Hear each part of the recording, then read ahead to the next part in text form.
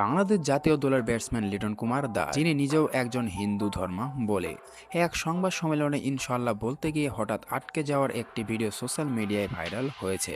যদিও এই ঘটনা প্রায় 3 থেকে 4 বছর আগে ঘটেছিল, আজও নেটিজনদের মনে তা এক অদ্ভুত আবেগের জায়গা। প্রসঙ্গত লিটনের এই হালকা ভঙ্গিতে করা মন্তব্য, যেখানে ধর্মীয় শব্দ ব্যবহার করলেও তার চিন্তাগত অটপট উত্তর সেই বিবেচনা প্রকাশে দেখায়। একজন খেলোয়াড়দের সহজাত ভঙ্গি যা তখনকার সময়ের তুলনায় আজও সবার হাসি মুখে স্মরণে থাকে। সে যে ক্যালিভার আছে এবং সে যে ভালো বোলার, সে আজকে প্রুভ করেছে।